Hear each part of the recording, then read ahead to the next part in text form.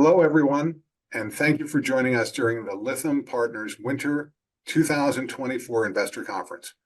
My name is Roger Weiss. I'm a Vice President here at Lytham. In this presentation, we welcome SOBRsafe, NASDAQ ticker symbol SOBR, and with us today is their Chairman and CEO, David Gandini. Before we begin, I want to remind everyone that management is available for one-on-one meetings.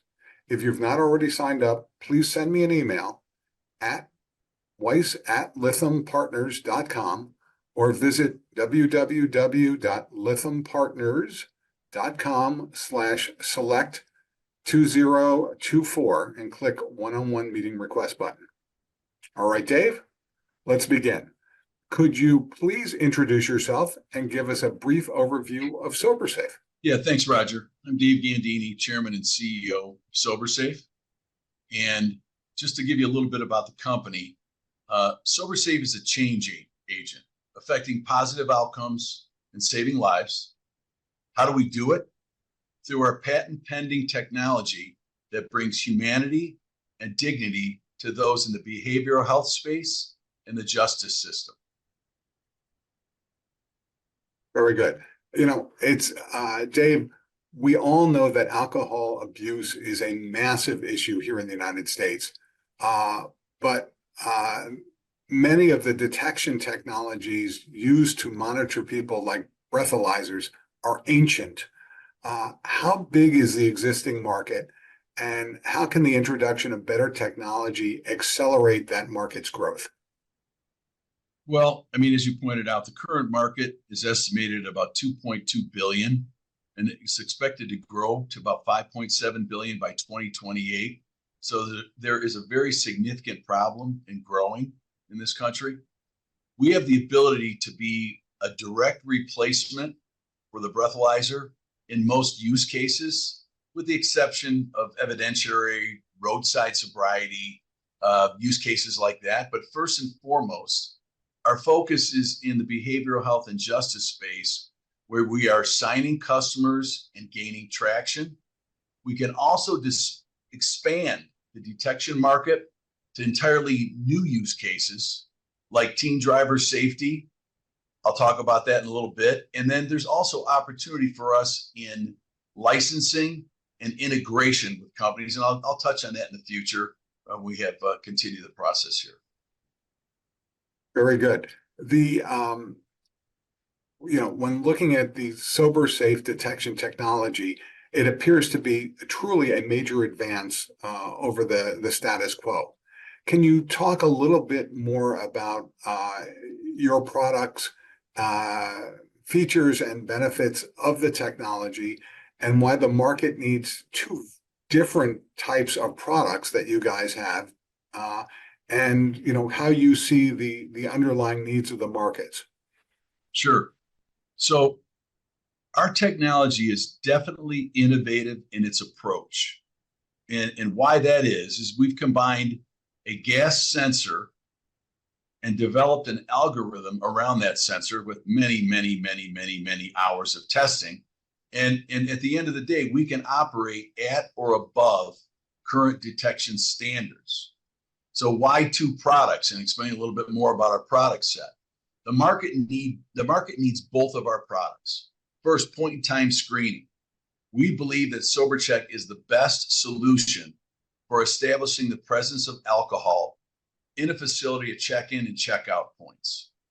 With continuous monitoring, the SOBRsure, that brings a wider market with a capability that we have previously restricted by, I'm sure we've all seen these, but these locking ankle bracelets, which are pretty devastating to the individuals that wear these on a daily basis. So I think our products are more modern, our technology is modern, and there's an opportunity for us to replace and add in those market segments. Got it. And I could just, kind of repeat it back to you a little bit. The SOBRcheck, which is the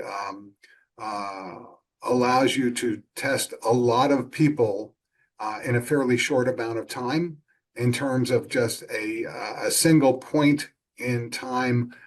Do they have alcohol in their system or not?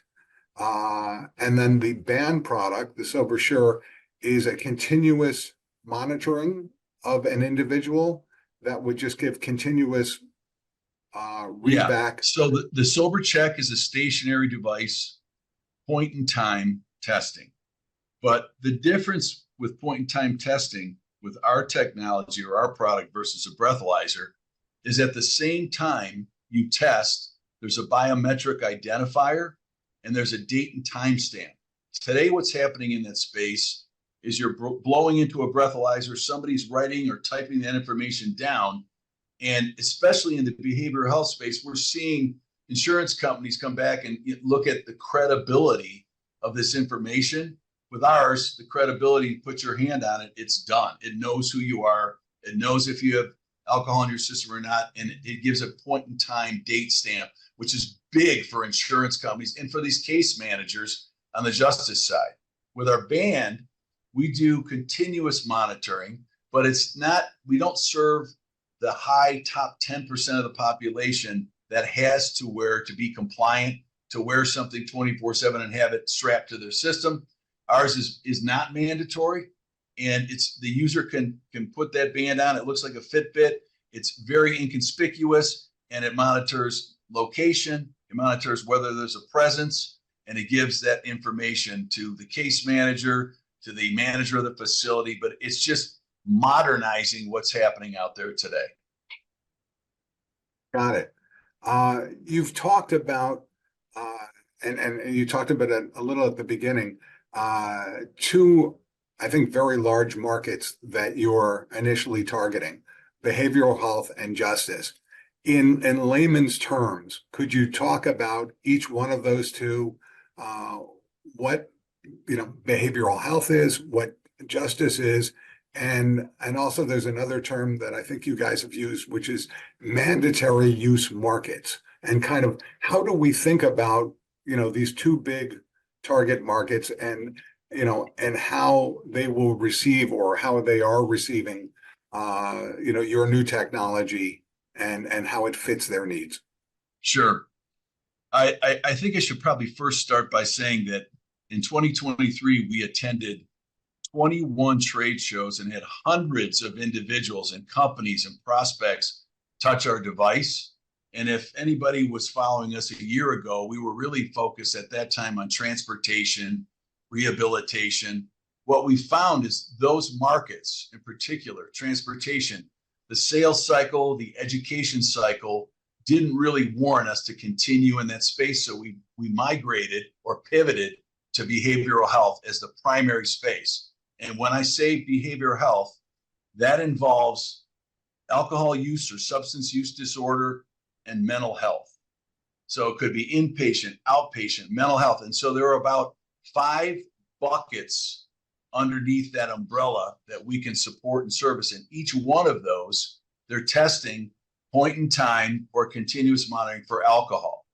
When we talk about justice, it's really the population that's mandated to be under supervision, and that supervision requires that they have no alcohol consumption.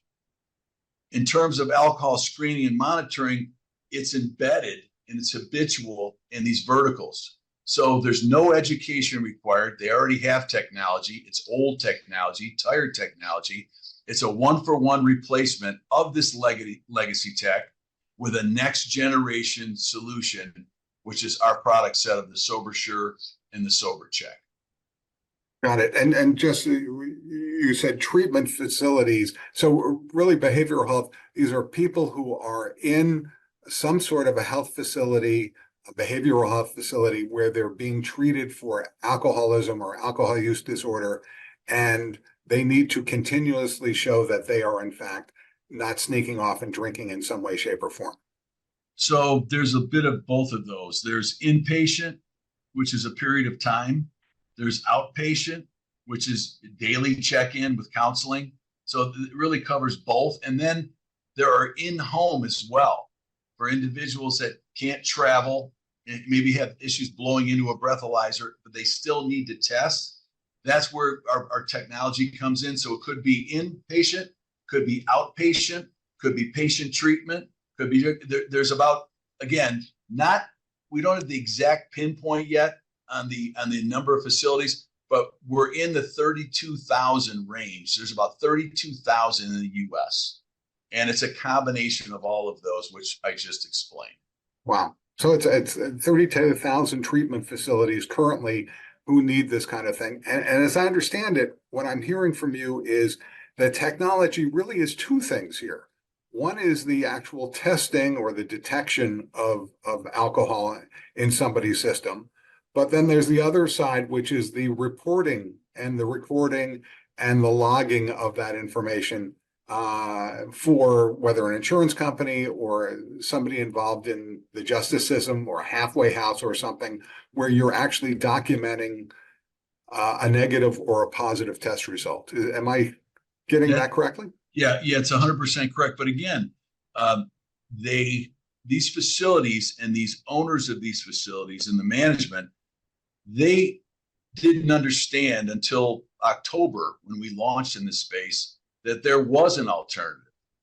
And I'll talk a little bit, but there's significant upside in managing a facility and how you manage these individuals and the time you spend managing individuals and operating on an exception basis.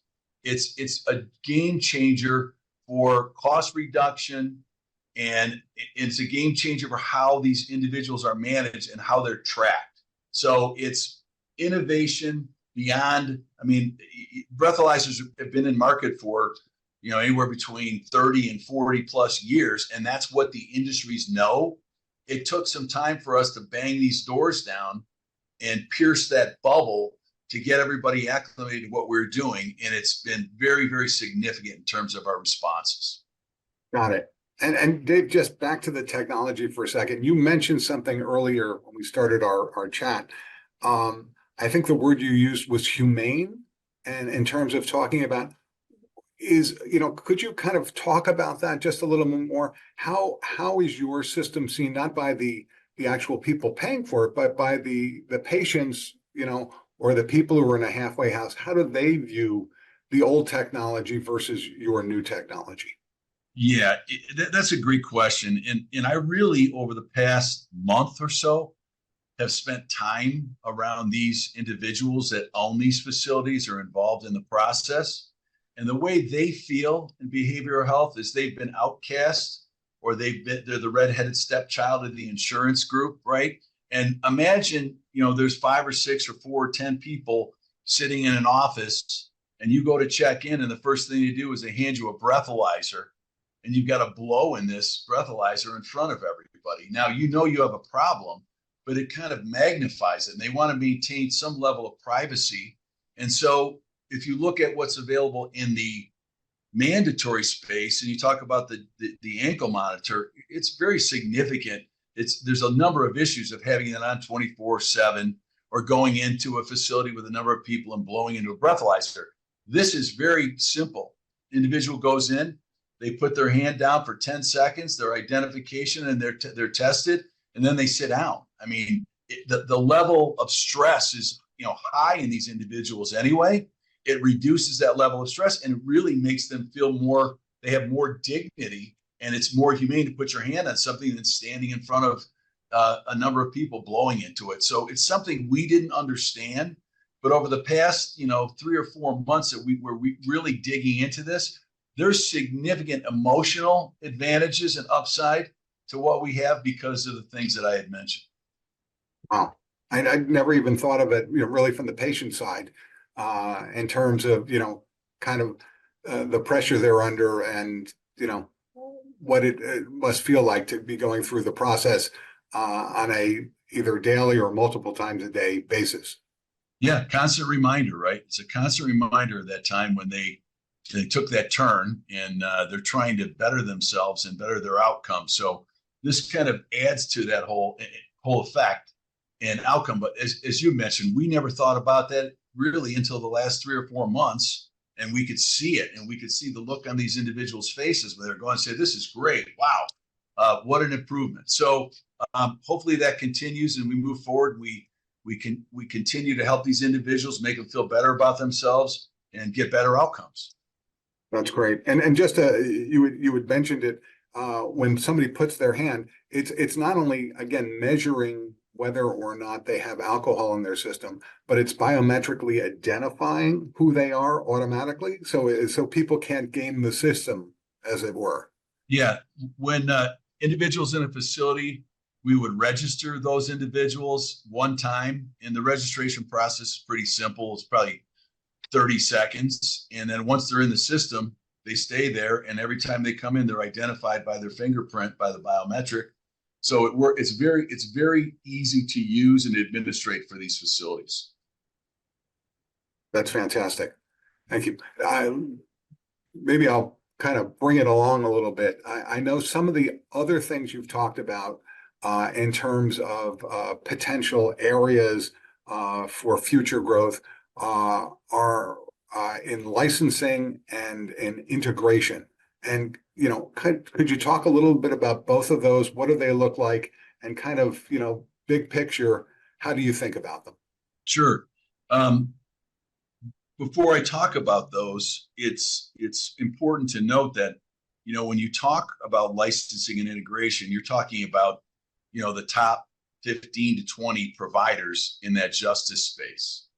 And those providers have a significant reputation, and they don't take on technology unless that technology is in market, it's operational, and they can do testing. So we wanted to be involved sooner in mid last year, but since we were slow in turning customers over, it wasn't until the fourth quarter where we felt comfortable enough, where we had the data, we could illustrate the difference in our technology versus the others that are out there with detection.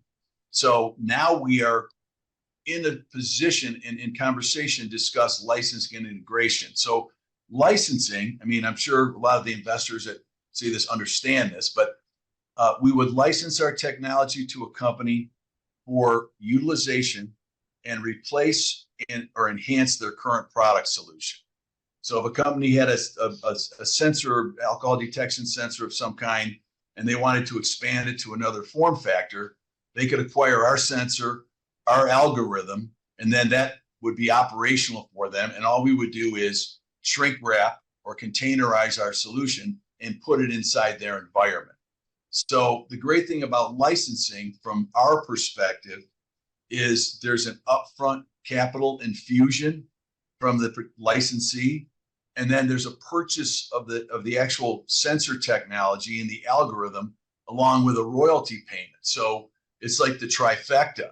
And once you get in, these licensing deals are 5 to 7 years, and there's a guarantee on revenue and pieces and parts from these companies because it's built into the agreement. So we can't promise anything, but we have had several companies in that space reach out to us. We've had conversations, and we'll continue that process. Integration could be in a couple flavors.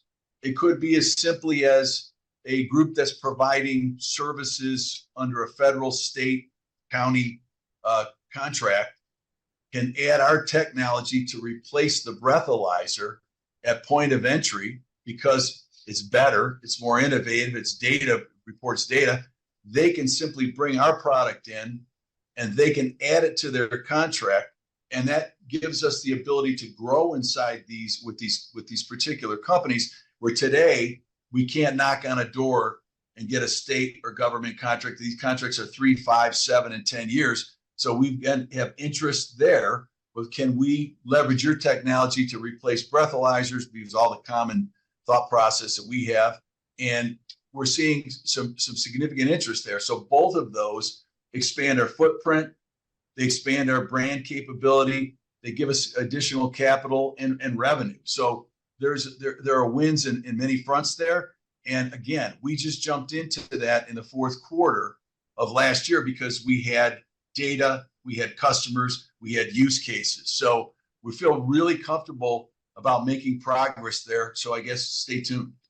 Okay. And then just when you talk about integration, could you just be a little more specific about the type of companies that we're talking about? So these are companies that might do what for a county government or a state government? They'd like a provider of a halfway house, or what kind of? Sure. Yeah. In that particular justice space where they have these companies would have contracts inside the walls or inside the prisons, inside and around the halfway houses, and then managing individuals that are living at home. They're in a work release program. And so in all of those scenarios or use cases, there's a check-in and check-out.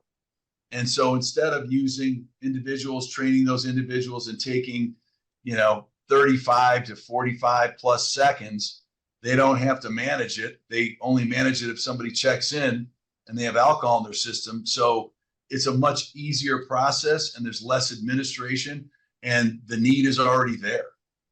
Got it. And these people, not only is the need already there, but the contracts are already there. So it's in terms of these are contracts that already exist. They have the business, but you're providing them with a better mousetrap, as it were, in terms of identification, in terms of detection, and a much more, I think the word we used before was humane way to deal with these folks. Yeah, it's faster. There's more data. There's data at the back end, and it just gives them more capability. And as I mentioned, 3, 5, 7, 10-year contracts. I mean, that's great for us in the bottom line too, if we can get these longer term SaaS agreements. So we're excited about it, and we hope to deliver in the near term. But of course, we can't make promises. But we're in conversations. And as we've been talking about this, how do you feel about the opportunity sets here, and why these areas that you're initially concentrating on? Is it I hate to use the term low-hanging fruit, or is there just it's such a strong need out there for your product? Yeah, I don't think that term low-hanging fruit applies in business anymore. Raising money, I don't even I've not seen any low-hanging fruit. The markets that we're in right now and the strategy that we have is all based on the work that we put in last year, where we thought at the start of the year there were market segments that would be really interested and want to use our product. And the more we went on through the year, we found that the best place to go was where the need already exists and those sales cycles are much shorter. So it's really, we don't have time or money to educate. We want to get in and replace where there's a need. And I think, Roger, we've talked a few times, you've used this word revolution. I think that there's a potential revolution that we're going to create in the justice and the behavioral space, because our technology is so advanced. Everything that's in market right now is so ancient.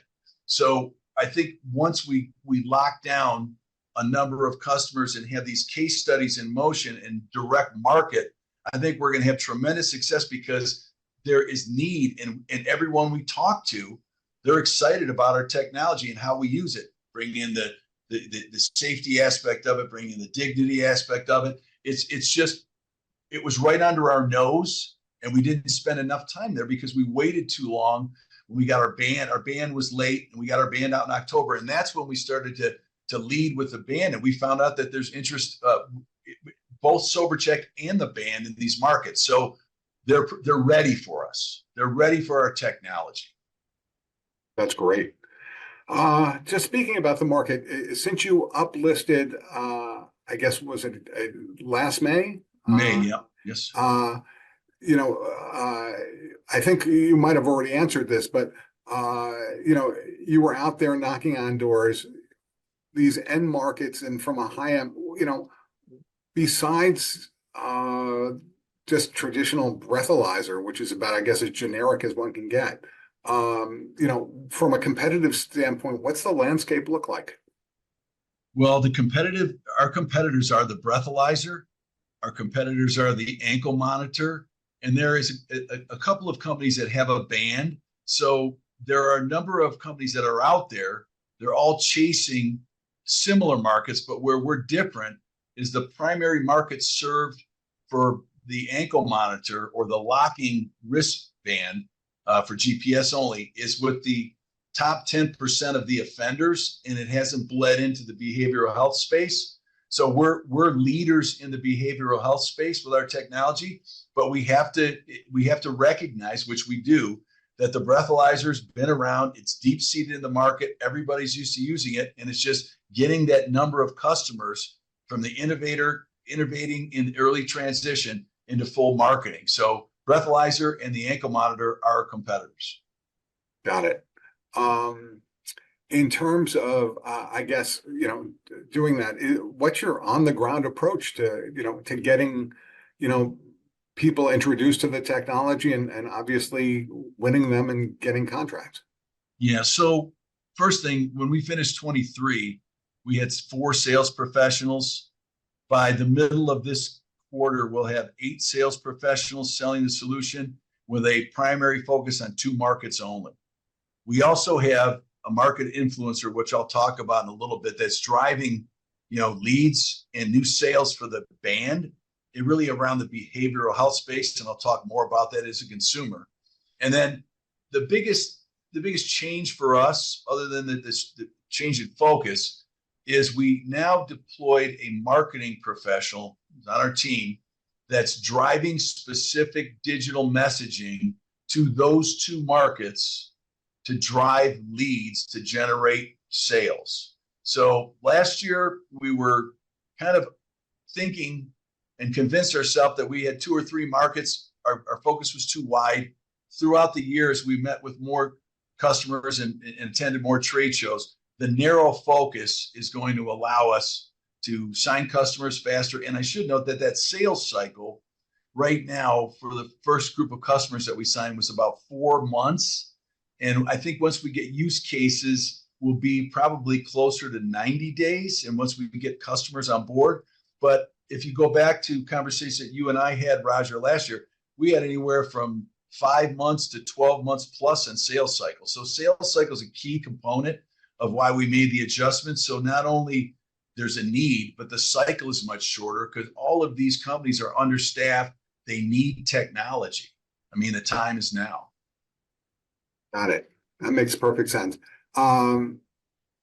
Basically, and maybe this is, too broad a question, but in terms of supply chain and fulfillment and customer service, this certainly during COVID was a big issue. Where are your products made, and how confident are you in terms of supply and as the market starts ramping up and putting in orders, how does fulfillment look? Yeah, so everybody that's in the supply chain space, manufacturing space, knows that there's been a tremendous improvement in availability. But what's different about what we're doing, Roger, is that we're buying finished products. So we're not ordering pieces and parts and sensors and boards and capacitors. We're buying finished product, and we stay 90 to 120 days ahead of our manufacturer to deliver. And so we're tied into our forecast for this year. And we are also migrating our band production from everybody's in the US, products made in the US, from a smaller facility in Michigan to a much larger facility in Georgia. And that band will be 100% automated in production. And the quantities that this particular group can deliver would be in excess of 10,000 bands per month. So it far exceeds where our forecasting is, but we feel very comfortable there. In terms of, I think, product fulfillment, customer service, we moved product fulfillment from Michigan. We were in a very large facility and we didn't feel that we had the support that we required. So we moved it. We're managing it here right now. We'll move it in the second quarter to a local Denver provider. So we're in process of tying up the pieces and parts there. And then customer service, we're managing here in Denver. And as we add volume, we'll outsource a portion of the customer service on a seat by seat basis. But we also have a pretty sophisticated trouble ticketing system today, which is how we manage. So at a high level, products in the United States, both the check and the sure, and we're migrating to a very high speed, much larger facility in April. and we don't see any issues with, we've not had a supply chain issue with any of our products, because even in 22, we bought additional technology and additional pieces and parts so we could stay on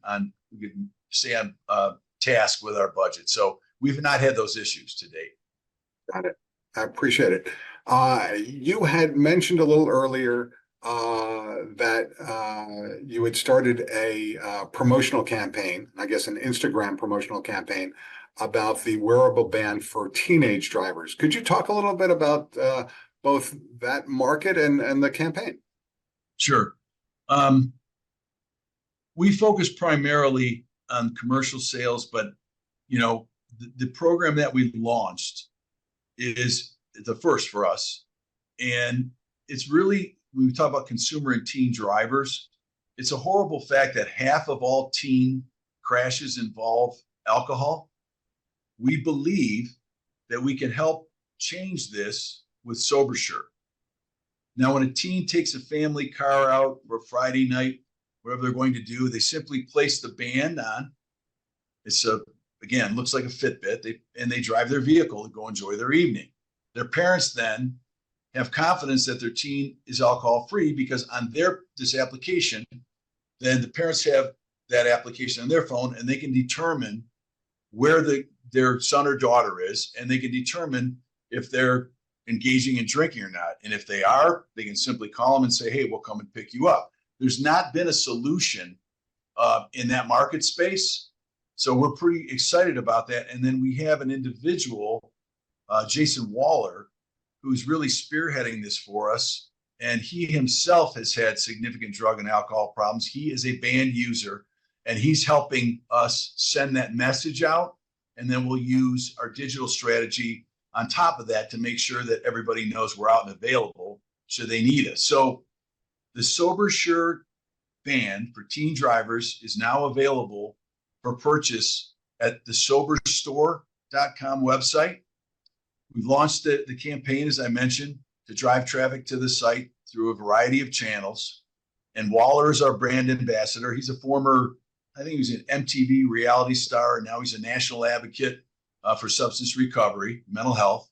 He has 226,000 Instagram followers, and his first video, which I think was about 2 or 3 weeks ago, generated 45,000 views for us. And ultimately, we're seeing sales trickle in, just the beginning, but we're seeing that work. So we're pretty excited about it, and we love that space. We're not pushing too hard. We want to make sure that we do everything right, and we sign the right individuals to support us. We're also working with MAD, so our logo is on the MAD site, and we attend MAD functions, try to send the message as well. So we're just kicking that off. But I want to make sure that the investors know primary focus is behavioral health justice, and then consumers pulling up the rear. And we'll see how we do. We'll monitor that on a monthly basis and determine what our ROI is, and just keep track of what we're doing there.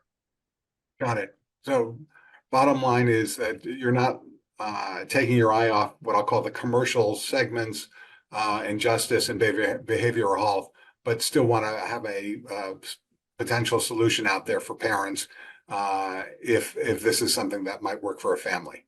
Exactly. Yep. Got it. And I know we're getting short on time, so I'll ask, I guess, one more question, if I may. Sure. How do you think about the current state of the company?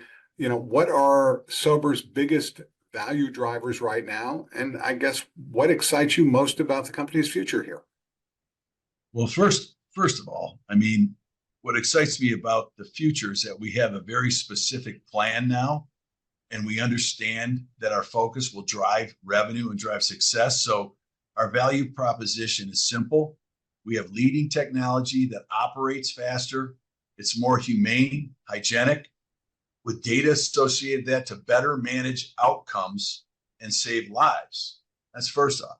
Second, these two markets, behavioral health and justice, they're beginning to embrace our technology, and we're gaining traction. I mean, we had a very, very dry 6 months in 23 in terms of sales until we revised our focus, but we're seeing results from that change of focus.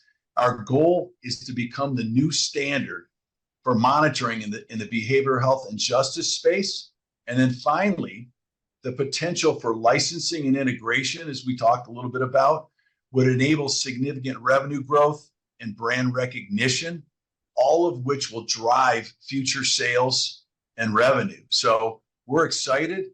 We're really excited about the behavioral health space and the traction that we have and the respect that we're getting there and all that we're learning. So I'd say keep an eye on us. The starting point for us, as far as I'm concerned, was the fourth quarter of last year. And keep an eye on us because we're going to move in a very, very positive direction. Upward and onward we go. Very good.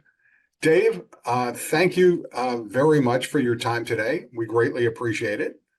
To anyone out there who's not already signed up for a one-on-one, again, please send me an email at weiss@lythampartners.com or visit our website, www.lythampartners.com/select2024 and click the one-on-one meeting request button. We hope you all enjoy the conference. And Dave, thank you again. Thanks, Roger. Appreciate it.